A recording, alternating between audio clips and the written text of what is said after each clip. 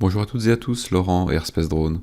On se retrouve dans cette nouvelle vidéo pour discuter un petit peu plus en profondeur des contraintes géographiques lors de la préparation de mission et comment se comporte le système lorsque on modifie certains paramètres de la mission. On va voir ça tout de suite. Pour ce faire, je vais créer une nouvelle mission et je vais créer un polygone de vol sur cette zone ici. Lorsque j'ai dessiné ma zone de vol, je vais pouvoir, via le bouton contraintes, voir les différentes contraintes qui sont en interaction avec ma zone. Si je sélectionne mon polygone de vol, je peux éventuellement venir le modifier. Et en fonction de ces modifications, l'analyse réglementaire et l'analyse de contraintes géographiques retournent. Je peux aussi déplacer le polygone complètement de cette manière. Et les contraintes changent en temps réel.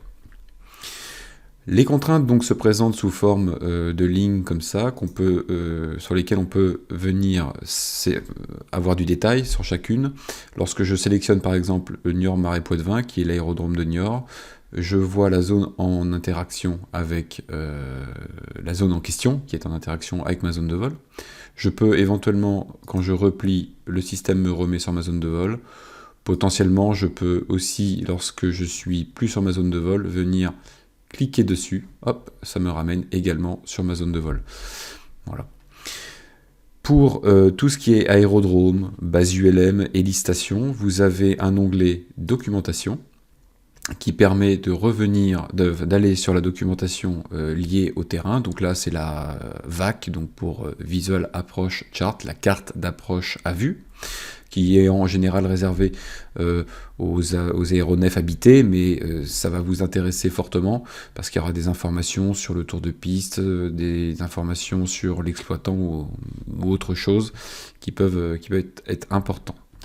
Lorsque il y a donc sur cet onglet documentation, on vous indique aussi quand même un contact privilégié pour obtenir l'autorisation, parce que là il s'agit donc d'une zone vraiment prohibée, c'est-à-dire que avec le jeu des zones de protection des terrains d'aviation, je me trouve dans la zone prohibée, vraiment où je suis obligé de demander, quelle que soit la hauteur de mon vol, une demande d'autorisation.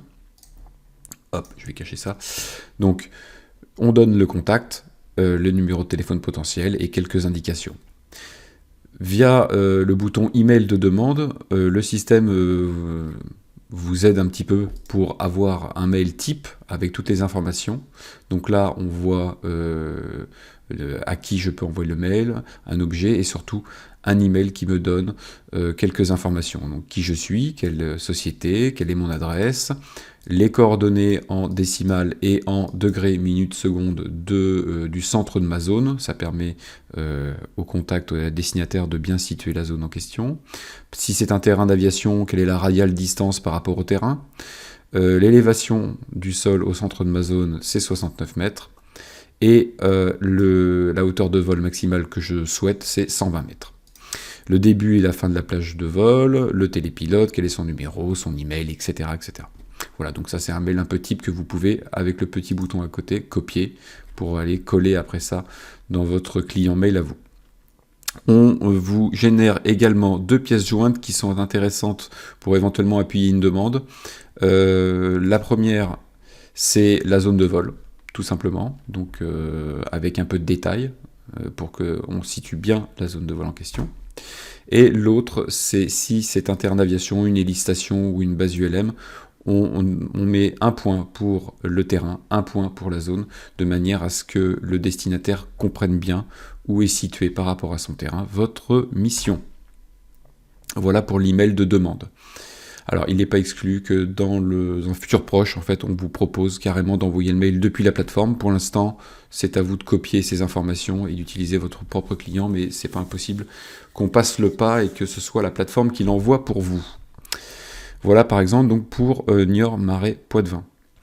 Lorsque vous êtes satisfait de votre prise de contact, par exemple, le protocole accepté, je peux mettre une note, accepté, voilà, et je peux prendre en compte ma contrainte, elle passe en vert, et je peux passer à la suivante, voilà. Donc les contraintes vont se les contraintes liées à la mission vont se traiter de cette manière. Là, il y a la zone urbaine, donc sur ce village ici.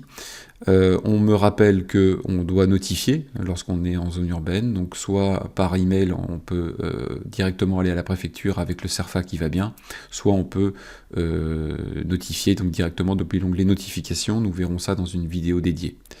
Voilà, on retrouve tout de même le mail pour déclarer et le CERFA si besoin.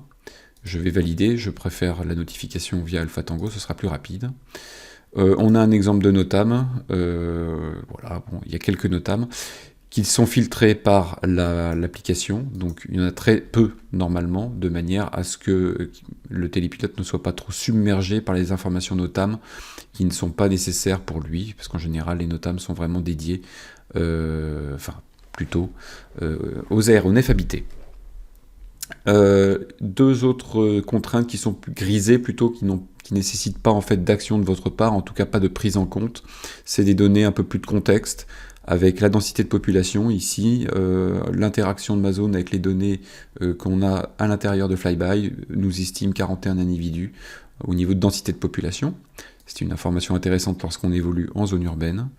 Et le réseau mobile, donc avec les différentes antennes et surtout en fonction de chaque génération 3G, 4G et chaque opérateur pour se donner une idée de savoir si la réception va être correcte ou pas là où on va être en mission. Voilà donc pour les contraintes. Évidemment, c'est un exemple assez simple, il y a peu de contraintes. Si évidemment je viens à déplacer mon polygone, par exemple sur la 10 qui est ici, mes contraintes vont évidemment changer avec la route ici, parce que je suis dans les 30 mètres de part et d'autre de la route. Donc voilà, c'est en fonction de vos déplacements, tout est réactif. Voilà qui conclut une vidéo un petit peu plus de taille sur les contraintes. Je vous invite à aller voir la vidéo qui traite de toutes les couches de données qui sont ici, parce que finalement, c'est toutes ces informations géographiques qui sont ici que vous pourrez retrouver dans cet onglet de contraintes lorsque vous préparez une mission. D'ici la prochaine vidéo, je vous souhaite bon vol à tous et à toutes. À bientôt.